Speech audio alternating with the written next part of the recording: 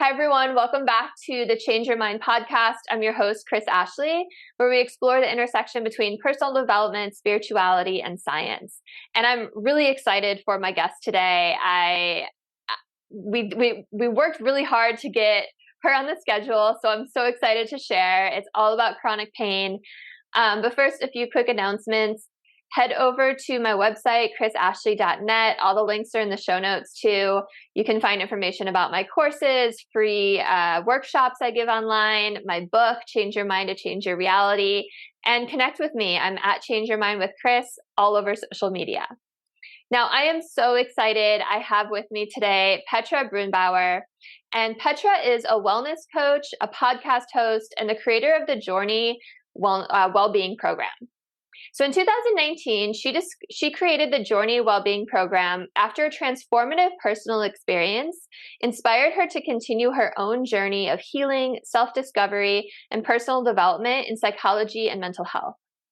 The Jōrni offers a comprehensive online coaching program, podcast, blog, virtual summits, and many resources to support individuals in their journey to better mental, physical, and emotional well-being.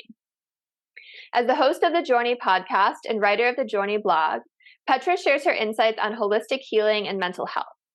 Petra is also the host of the virtual Holistic Wellbeing Summit with over 40 expert speakers. And I know you're in grad school right now, so you are one busy lady. I'm so honored that you made time. Welcome, Petra. Thank you so much. While I'm listening to you talk about the introduction, I'm just kind of thinking, yeah, it's been a really busy year. But I've enjoyed it all. So definitely no complaints. Yeah. And I cut out some parts, but you moved to France from Canada, and yeah, your story is awesome. And I'm really excited to talk about chronic pain. It's something that hits home. My listeners know my mother has lived with chronic pain for a very long time, and I've done some research to try to help her. I found Johnny Sarnos and some others, but you are just a wealth of knowledge, and I cannot wait to get into this conversation. But I want to start off. I read in your bio about a personal transformation that led to all of this, and I love hearing people's origin stories. So please share with us, what was your transformative personal experience? Yeah, absolutely. I think for most of us who end up in sort of a coaching or healing practitioner profession, there's always something that brings us to why we end up doing what we're doing. And it was the same for me. It started actually when I was a teenager. I had a lot of mental health struggles and just couldn't really find my place. I moved from Germany to Canada.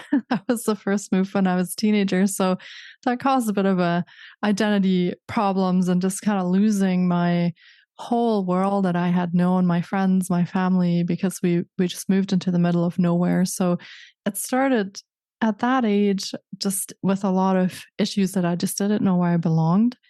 And I worked on that for a very long time. My 20s, my 30s, I kept looking for ways to feel happier, feel better.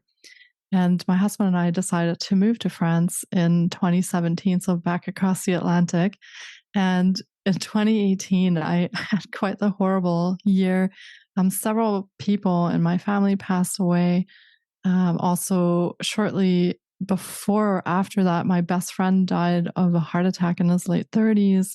One of my friends passed away from breast cancer. And at the end of 2018, I was so drained, and I remember just sitting in bed one night and I was crying, and I'm like, I don't know who I am. I don't know where I belong. I just don't even know what's going on anymore. And I had such a tough year and I couldn't even put my finger on it other than knowing that I felt so disconnected and so much pain and confusion. And I said to my husband, I don't really know how to fix this. I don't even know where to start with all of this. But I think that many people feel like that, and I should find something that helps people. So that very simple thing at the end of 2018 was what eventually led me to creating the Jōrni and creating the Jōrni podcast and certifying in a lot of different holistic modalities, because I thought that I couldn't be the only person who was experiencing these kind of feelings on the planet. There had to be other people.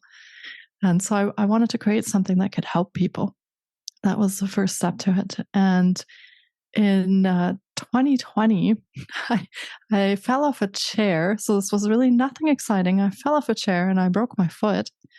And I ended up in a cast and was told after 6 weeks the cast would come off and I could drive again. Everything was fine. It was not a complicated break. I didn't need surgery or anything. So I was in a cast over Christmas, which really sucked. But between Christmas and New Year, they took the cast off and I couldn't walk.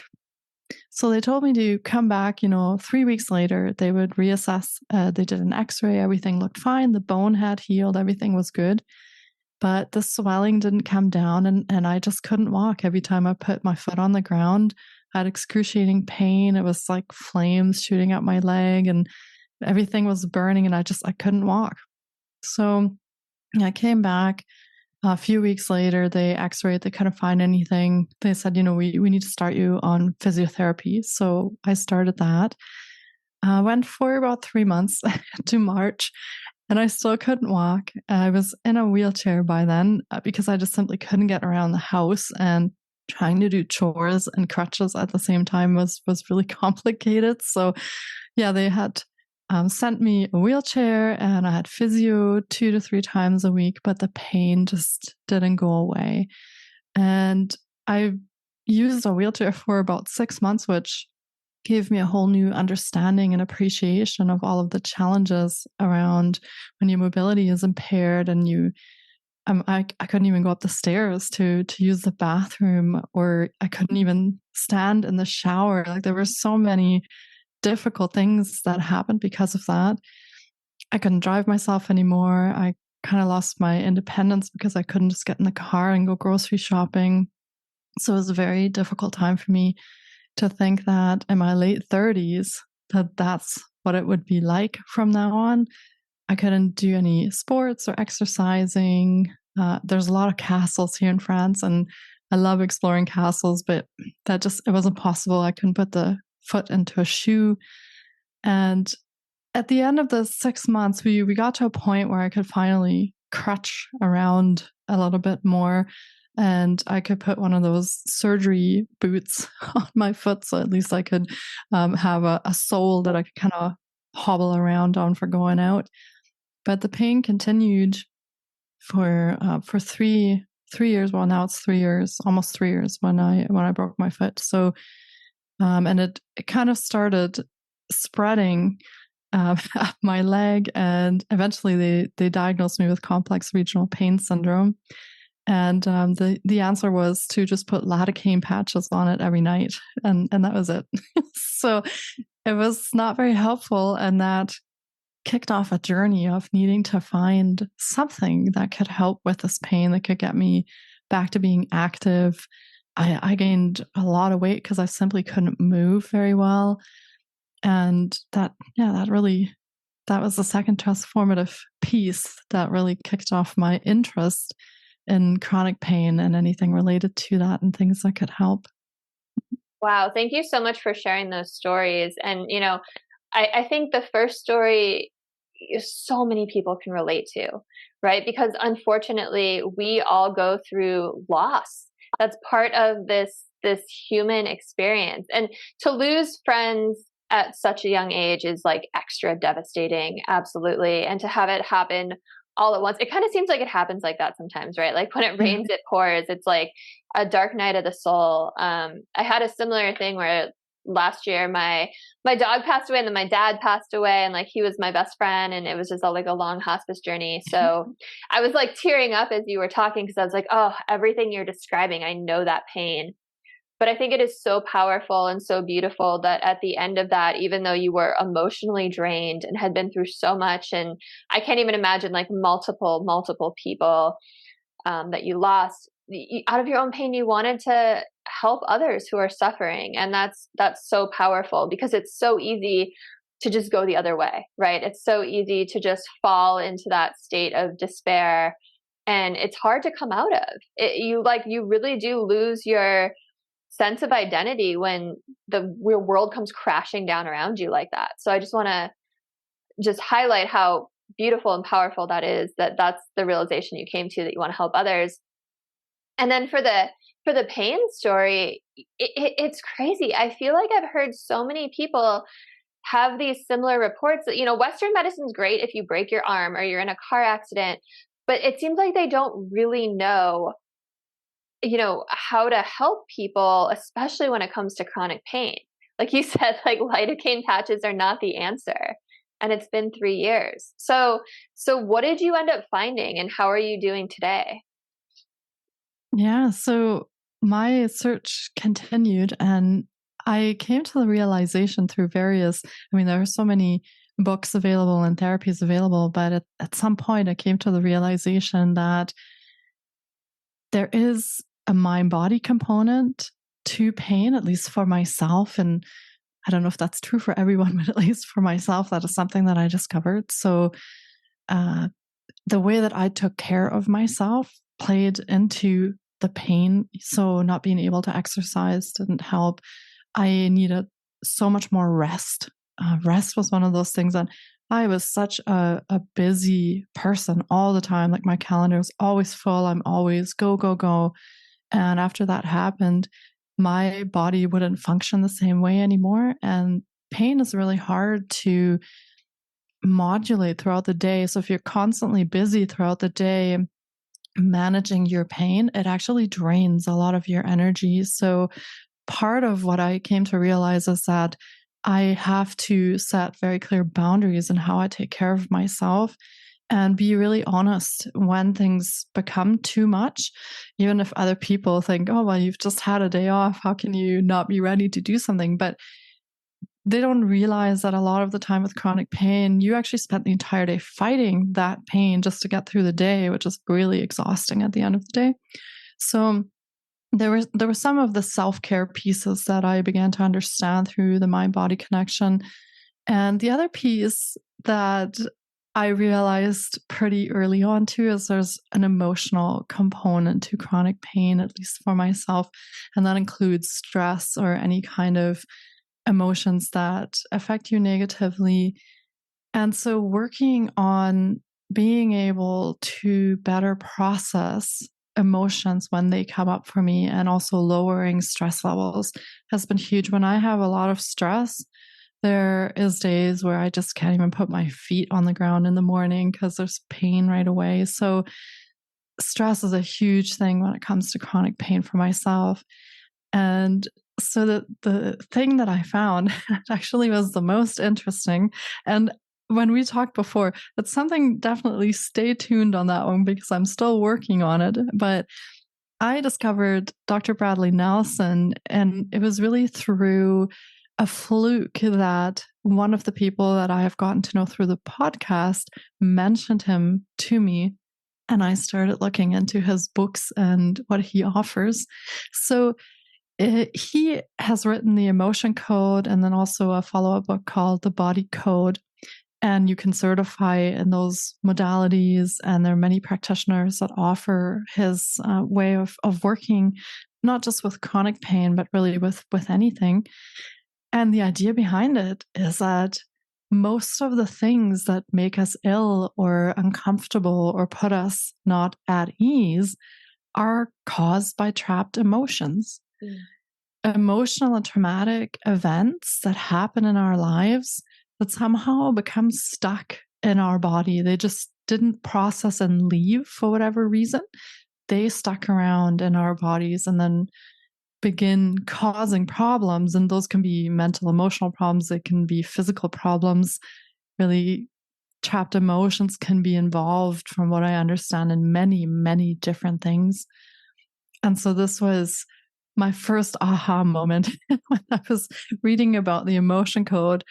And I thought to myself, yeah, if you think back to all of the things that happened in the past few years and even decades back of emotional and traumatic events, this makes so much sense on why I'm feeling this pain and why it's not moving on, because I haven't processed or released any of these emotions. And sure, I worked with yoga, I worked with meditation, I worked a lot on stress reduction, but nothing specifically on releasing trapped emotions in that sense. So that's been, I think, sort of the biggest and most impactful discovery that I've had in the last 3 years is working with the emotion code and learning about that at this point. I'm so glad you brought this up, because it's something I write about in my book that I haven't studied nearly to the extent that you have, but pain and illness can be messages from our body, right? That something is out of alignment, that we're not following the path we're meant to, that we haven't processed something. And so much of it comes from repressed emotions. And there's, I mentioned Johnny Sarnos earlier. He says a very similar thing. He focuses mostly on rage, like unexpressed rage. But I've noticed that in my own life too. I had chronic headaches for so long, and then I finally realized they were from stress and from like everything else in my body tensing up, and it just happened to present that way. Because the other thing that's fascinating is pain doesn't originate in the body part that you feel it, right? It's in your brain and nervous system, which is just like such a mind trip. Okay, so I have not read the emotion code or the body code, so I'd love for you to tell us a little bit more about what they are and what you're learning. And I know you told me before that you're not allowed to teach any of it, so tell us as much as you're allowed to, because I think sometimes just hearing that this is a possibility can help so many people, right? Just having that realization. And the amazing thing about it is that any of the listeners can just go and purchase the book or the audiobook, and they can apply this themselves right away when they're reading the book. So they actually don't need to do a certification course if they don't want to. They don't have to do anything. They can just get the book, read it, and do it for themselves. So I love that. It's simple. It's very easy to read and understand. And so any of the listeners, if this is something they might want to try, just go out, download the Audible or buy the book off of Amazon, read it, and just do it. Try it on yourself and see what happens. That's how simple it is. So it is based on the assumption that because as human beings, we are all energetic beings. We're all made up of energy. We have vibrations, we have frequency, and all of the emotions vibrate at certain frequencies as well. And so the emotion code specifically goes on the premise that when these events happen where we're vibrating at these very low frequencies, such as pain and anger, shame, guilt, like those vibrate at very low frequencies, that actually in these events can cause our organs to take on those frequencies, and then they can turn into thoughts, and they can then affect our behaviors. And so that kind of turns into that whole cycle of emotions actually affecting every bit of our body through frequency and through vibration. And so, like I said before, when we have these events, and sometimes we have traumatic events and our body just processes them, we're able to go through, let them go. We're able to maybe get some exercise, shake it off, and move on. But very often these emotional events will actually stay in our bodies. They become stuck in there, and they become stuck in the cells of our body. And then they begin causing problems. And so the emotion code then goes on the premise that we can, through muscle testing, so through speaking with our subconscious mind, that we can discover whether or not we have these trapped emotions, where they are in our body, and what those emotions are, so that they can be released. And this, again, goes on the premise that the subconscious mind really is aware of anything and everything that has happened through our lifetime. That the subconscious mind really, it knows every traumatic event we've had. It knows every emotion we have felt. It knows which emotions were related to which event, which memories are related to that. And that we can use the subconscious as sort of this really vast resource to discover where our trapped emotions are, and then bring them to the awareness of our conscious mind, and through that release them. So it's a very simple procedure. If you think about it, it's a very simple approach, but it's so profound, and the results of that, speaking to other people who work with the emotion code and the body code have been life-changing for many people. So I had so many thoughts come up as you were talking. The first is when you mentioned their association with organs, different emotions, that made me think Chinese medicine immediately, right? Like anger in Chinese medicine is associated with like the liver and gallbladder, grief with the lungs.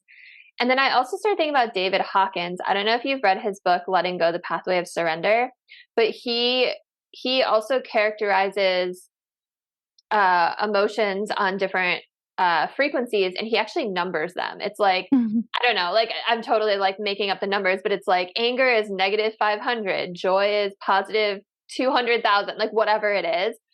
And his whole thing is, it's really similar. He's like, you have to release your repressed emotions. And I love that book, but I left being like, how? How do we do this? And I'm going to ask you that in a second, but I have to say it is so cool that in the emotion code, the author gives you a way to test if you even have repressed emotions and where they're located. Like that's like groundbreaking, and my mind is blown hearing that. And muscle testing is such an easy thing to do. And I'm sure he explains a certain way to do it. I've done it with a chiropractor before. But for listeners who don't know what muscle testing is, can you just give a quick explanation of what that is and how it works?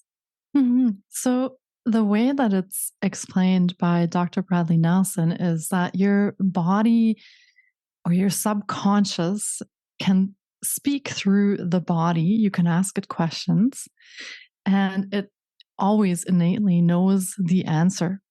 And so muscle testing can be used to ask certain questions, and the subconscious will indicate with certain movements. And there's different ways to muscle test. So one of them is the sway test, where you sway forward for yes, sway backwards for no. And you can read this up in the book for the instructions and why and how this works.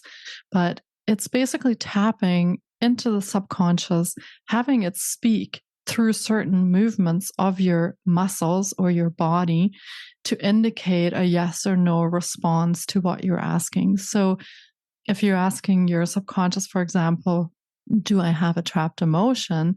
Then you can use the muscle tests to find out yes or no from a very kind of intuitive place in your body. So without having to consciously go back through the last 30, 40 years that you've been alive trying to figure this out, but you can go directly to the subconscious and let it indicate what the answer to that is. And you can muscle test it different ways. There's tests that you can do for yourself. There's ways that you can test when you're working with other people. So there's different kind of ways. And I'm sure that if people aren't able to do, for example, the sway test, I mean, if you have mobility issues, it might be difficult to stand up, for example. There's many different ways that you can muscle test. So out of all of those, I'm sure that listeners will find one way that works for them. And I know that some people use a pendulum too, right? Like to kind of indicate a yes or no. It's all about connecting to the subconscious and just letting it give you that answer to the question that you're asking. And again, this is not really a new or revolutionary idea, because even in hypnotherapy, we use those kind of techniques, and in different other approaches, they use muscle testing, and in homeopathy, I think we use muscle testing as well. So it's not a new thing, but in the way that it's being used to discover these trapped emotions, I think it's quite revolutionary. And I asked Dr. Bradley that on the podcast. I'm like, why is this not more widely known? This is such an amazing approach. Why isn't everyone talking about this? Yeah. I'm so excited about it. I'm like over here geeking out, and I'm like, as soon as we're over, I'm going to buy these books because yeah. it like, okay, so I am someone who has tried like so many healing modalities, and I'm sure you have too. Like, and there's so many that are like, release your trapped emotions, right?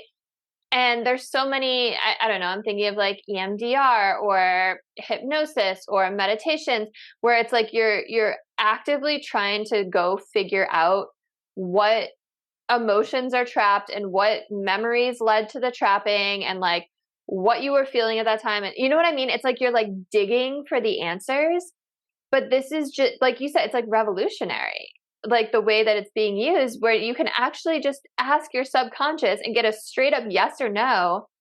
And then it's like I feel like people could bypass years of therapy. And like I love therapy, like everyone should go to therapy, but like that's amazing. I just think this is the coolest thing ever, and I can't believe that I didn't know about it, and I'm so excited you're telling me about it. I know. And I didn't know about it either. So I was very grateful to my friend who told me about that, because I still probably wouldn't know about it.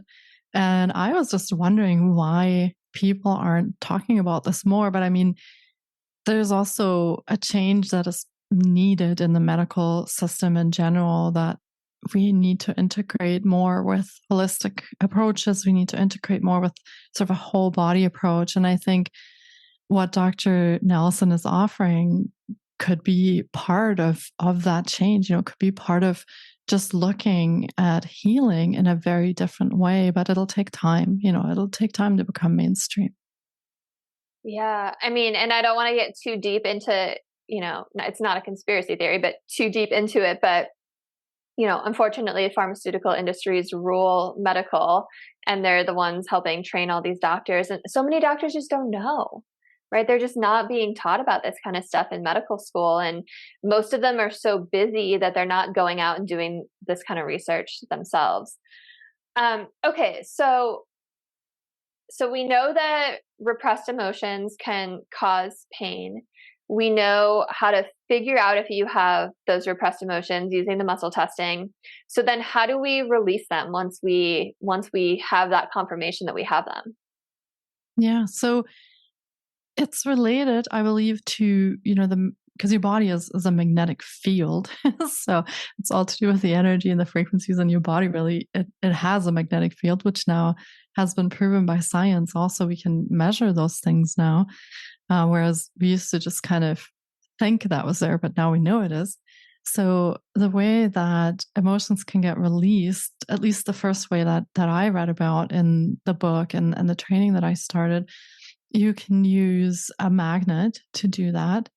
And you can also use your hands, because your hands have electromagnetic fields as well. It's kind of the same idea when we do Reiki, for example.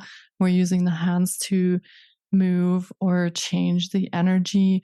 Or when we're doing tapping, like EFT tapping, for example, we're using our hands to kind of move energy.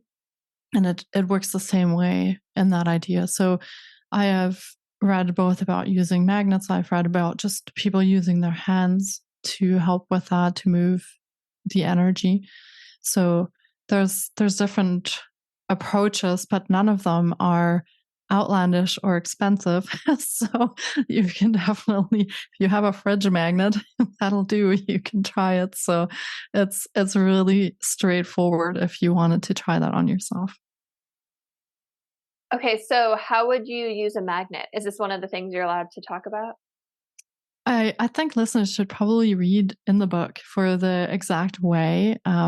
But you're using a magnet to just affect the field, the electromagnetic field, right? So you're just moving it in a certain way, in a certain direction. So if they look in the book, and there's charts in the book also that will help you determine, which emotion it is that is trapped, and so that you can work more precisely with that. But again, you don't have to have any special skills. You don't need to be trained in any specific things. You don't have to be a yoga instructor or anything. You can just pick up a fridge magnet that you have at home, and you can do this on yourself. You can test it out and see how it works for you. That's so amazing. I can't wait to read this book. And when you first said magnet, I was thinking of like, in the like cartoons, like I think like Tom and Jerry, they have the like huge like horseshoe shaped magnets. And I'm like thinking this powerful thing, and you're like, oh, just a fridge magnet. That's pretty amazing. And it's, I love backing things up with science, and just the fact that we are manipulating this electromagnetic field is just so amazing. And the fact that we can measure it, like I keep saying this, but I feel like we are living in the most exciting time ever to be alive, when science is backing up all of this holistic practices and spirituality and, things that ancient cultures have been saying forever. It's just so, so cool and so exciting. It's not woo woo anymore, right? It's not taboo. It's science backed. Yeah. Which brings me to heart math. I know you know quite a bit about heart math, and that's all about, measuring the field around your heart, right? So can you talk to us a little bit about heart math? Yeah, heart math was another really interesting discovery. I did just a very basic training with them this summer. It was 8 weeks in length, and I learned about the heart-brain coherence and how that affects us and why we should be in heart-brain coherence throughout the day. Because I guess that's a bigger question, like why should we even do that? And again, it has to do with just optimizing how you live throughout your day, throughout your life, because when the heart and the brain are in coherence and they can measure this, I mean, if you were to hook up a bunch of electrodes, you can measure brain waves, and you can do the same for your heart. You can measure the electrical impulses. And so when we achieve coherence so that the brain waves get very similar to the heart waves, we are aligned, so to speak. Our minds and our bodies are then living in alignment. And very simply put, this helps boost our immunity. It helps us focus better. It helps us stay in a place where we're not expanding energy throughout the day on negative feelings, negative emotions, always feeling like we're fighting upstream. We are, in essence, entering a sort of flow state with the heart-brain coherence. And heart math has done so much research on that, and you can definitely read up many, many studies that they have done and how they're proving that this exactly works. But the basis of it all is that you want to learn how to achieve that heart-brain coherence throughout the day, so that when you have experiences through the day that really rattle you, or they make you angry, or they put you in a place where you're just feeling misaligned, you've lost that center, then you have techniques that you can put yourself back into that flow state, into that alignment. And that they have proven all sorts of impacts on health and mental health, physical health. So there definitely is a large body of science to actually talk about why we should be doing this for our health and how that helps us. So especially when it comes to chronic pain, heart math offered techniques where I could, when I had a lot of pain throughout the day, I could use the breathing techniques, and I could use their techniques to just realign myself and manage that pain a lot better. I wasn't coming so much then from a reactive space where I'm reacting to the pain, but I was putting myself into a state throughout the day that helped me manage it a lot better and stay in a much more aligned space. So I think heart math can be, everybody should be doing heart math, but it's one of those things that it's so simple. You use some breathing techniques and you use coherence approaches, but it has such a profound effect on your health and on your life. And I don't know why more people aren't doing it. So Totally. And it only takes like a few minutes to get into coherence, right? yeah. That's really cool that they have stuff specifically for chronic pain. Like I've used heart math. I have on my shelf their little thing that clips onto your ear, and then it like Yes. attaches to your phone. And I've done that, and it's cool. It's like you watch this mandala and you breathe with it, and then it like shows you when you're in coherence. And it was like a couple $100, but there's like a app that goes with it. Mm-hmm. And then I've been in workshops with like Greg Braden, where he walks you through certain heart math stuff. And when he does it, he has you actually talk to your heart, and you get these like instant answers, and that are like so powerful. And I've used it in like those kind of ways. And I've seen like Joe Dispenza's stuff. I know he does a lot with them, but I haven't heard about it for chronic pain, which makes total sense, right? It's everything we were saying, because like stress can create so much pain, and it can worsen everything that you have. So it's really, really powerful. Heart math is so, so cool. Yeah. I remember, I think they said that they measured like an 8-foot field from your heart. To correct me if it's the wrong number. And they were like, and by the way, that's just as far as their measuring tools went. Like it's probably so much bigger. So cool. And I think that's why a lot of people get affected by other people, right? Because so when you are walking into a room and there's somebody who maybe just had a really bad day or they're very angry, because that field extends out really far, you actually cross into that field of many other people whenever you're in a crowd or when you're walking. So it also gives you techniques and skills to kind of, protect your own energy so that you're not picking up all of the stuff from everyone else around you, because it's not always positive when you go out and you meet with other people. So I think that's also, if you do have chronic pain, one of those things is really self-regulation also. And that's a very, very great technique for helping with protecting your own energy throughout the day as well. So important. I love that you said that. And I feel like in a lot of new age conversations or spiritual conversations, or even just like memes on Instagram, people are like, okay, especially for empaths, protect your own energy. But that's such a out there in the clouds kind of statement, but you just brought it back to earth and science backed. So I think that's really cool. And it again makes me think of like Joe Dispenza workshops where everyone is doing these meditations together, and then their fields are all crossing and it's like magnifying. So it's like if everyone's aligned, and it makes me think of the square root of 1%, where all these meditators went to DC in I think it was like the 90s, where it was like the crime capital of the world, and they meditated on peace and it lowered all the violent crimes. Like it's amazing what we can do as a collective when we get together, right? But I love that you said protect your own energy too. Okay, so you also mentioned another way to release repressed emotions is tapping. And I haven't had anyone on the show talk about tapping yet. So if you could explain to listeners, what is tapping and how does it work? Yeah, for sure. So the emotional freedom techniques, or EFT as they're known, tapping, you literally are tapping on your body.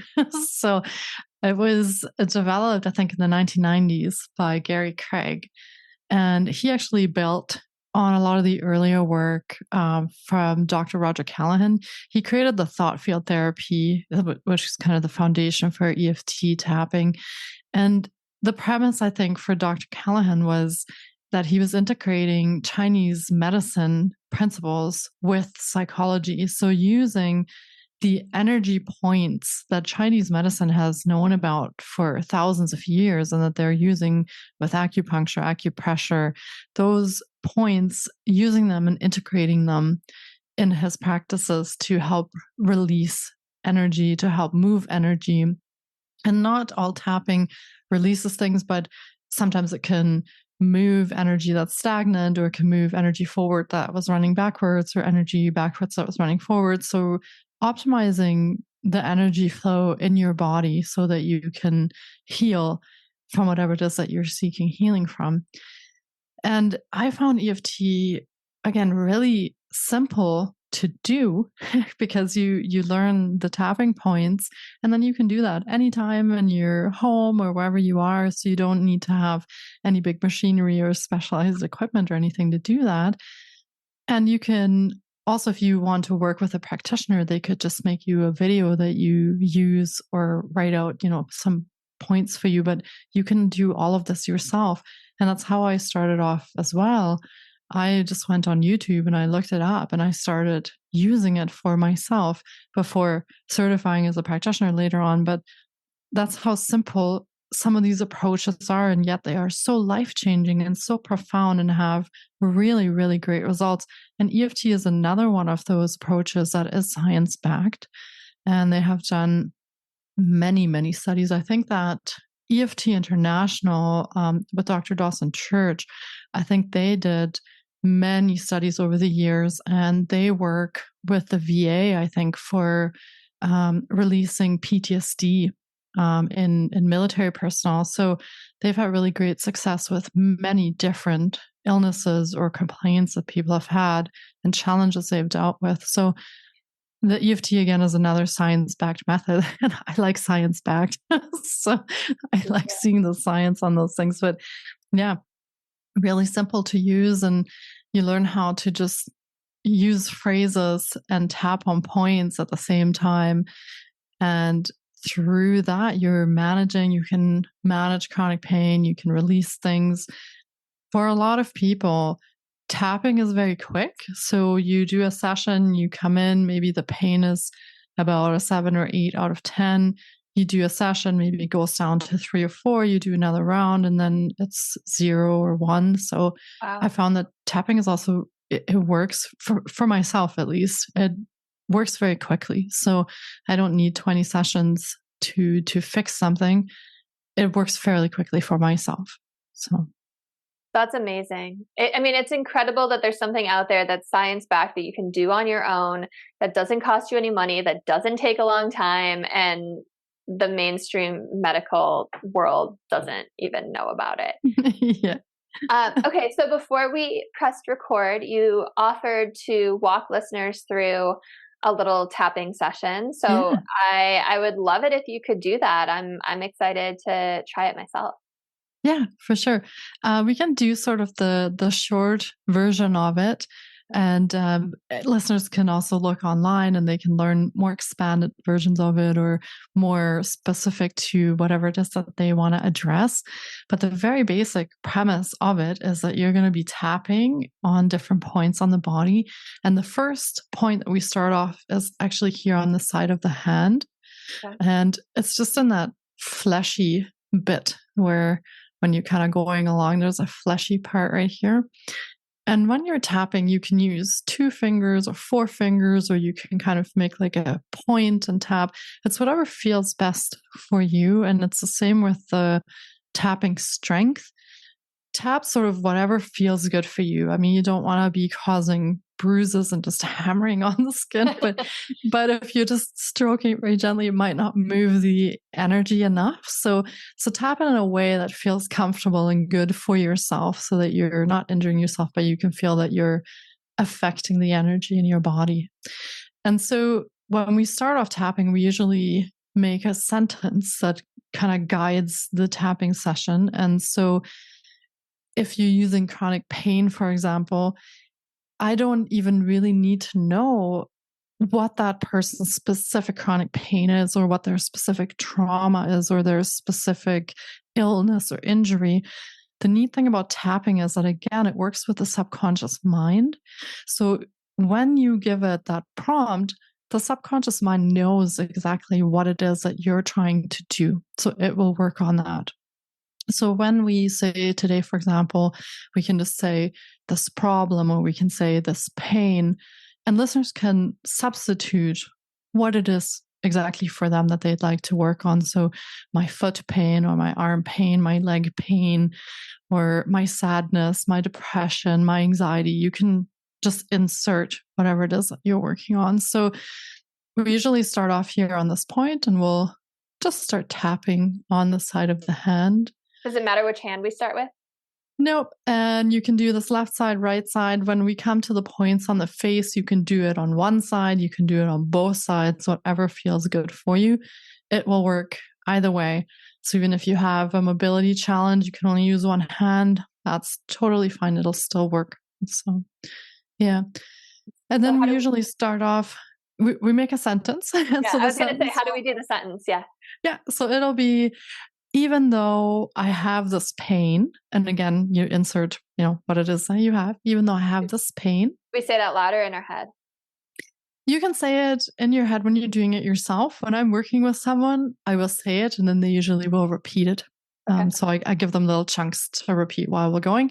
But if you're doing this at home, you can say it out loud. You can say it in your head, whatever works for you. Okay. So I can break it down into chunks. And for this, it would be, even though I have this pain, I completely love and accept myself. Completely love and accept myself. And now if you don't believe that, if you don't love and accept yourself, then you can also say, and I accept that, or I am okay, or I am open to discovering, or I'm open to releasing this. So If you feel like you don't love and accept yourself, then you can change that as well. So we say that sentence 3 times. So even though I have this pain, even though I have this pain, I deeply and completely love and accept myself. I deeply and completely love and accept myself. Even though I have this pain, even though I have this pain, I deeply and completely love and accept myself. I deeply and completely love and accept myself. So from here, we're going to go to the inside of the eyebrow. And you can do this both sides, one finger, 2 fingers, however you want to do that. The important thing is that you're just tapping on this energy. And as we're tapping here, we're just going to repeat the major part of the sentence we constructed, which is this pain, because we are wanting to resolve the pain. So we just say this pain. This pain. And we tap about 5 to 7 times. And then we'll go to the outside of the eyebrow, just at the end of the eye here. We'll tap there and we'll repeat the same thing. We'll say this pain. This pain. And then we'll go under the eye. We'll tap here and we'll say this pain. This pain. And what are these points correlated to? These correlate to Chinese medicine points. So the one that you're tapping on right now is, I think it's the stomach point. There's also a kidney point down here by the collarbone. There's spleen point on the side, which we'll tap later. So they correlate to different energy meridians in your body. Sometimes they're along the meridian. Sometimes they're the beginning or end points of those meridians. And so you can get into more of the Chinese medicine part if you want to know more about the points, but basically that's what they correlate with when you're tapping them. They're energy meridian points. Yeah. Okay. And then you tap just under the nose here where that little divot is above your lip. You might have to stretch a little bit. And you tap there and you say this pain. This pain. And then we'll go just here on the divot between the lip and the chin. And tap here and say this pain. This pain. And then we'll go down to where the collarbone comes together. There's sort of these 2 soft spots on either side. They might be a little bit sore, but they're like these soft divots. So when you follow the collarbone right to down here, and then you go about 1 inch below that, you'll feel there's these 2 divots that you come into. And so we're going to tap on those. Yeah, they're also called the sore spots.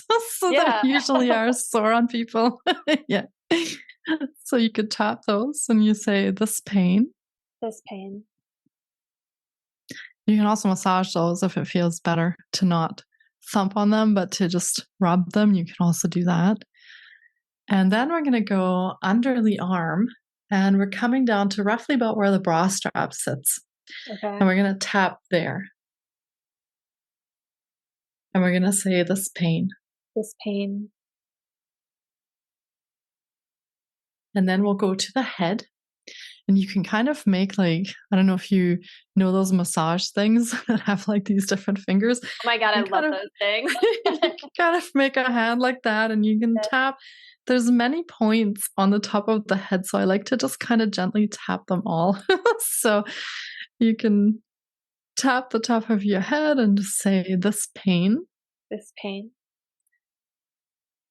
And once we're done here, we're going to go back to the inside of the eyebrow and we're going to repeat. So we're going to start here again. Okay. And we're going to say, this pain. This pain. And then out here. This pain. Can I switch sides? Absolutely. Okay. It's pain. Yeah, your body knows what you need. So you can do either side. You can switch it up. And you can do both.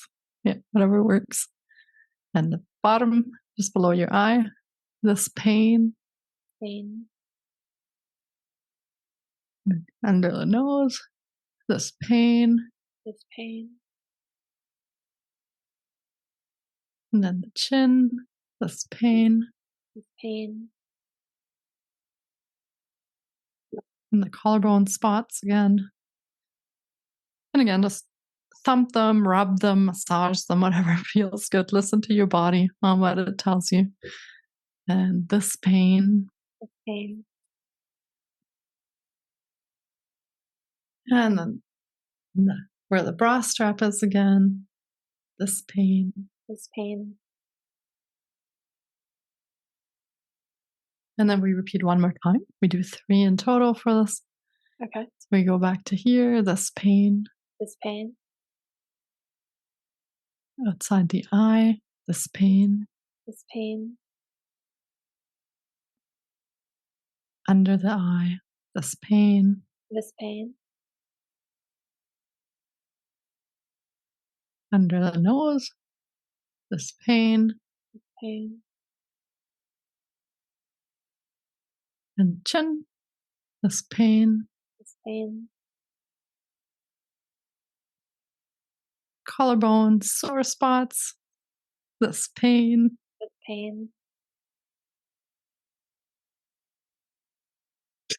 And then back to where the bra strap sits. Under your armpit. This pain. This pain. And by the way, if you're listening to this on the podcast, this is also on YouTube if you want to actually watch and follow along. See what we're doing. Yeah. And we'll go up to the head. And this pain. This pain. So after 3 rounds, we'll take a really deep breath in through the nose and out the mouth.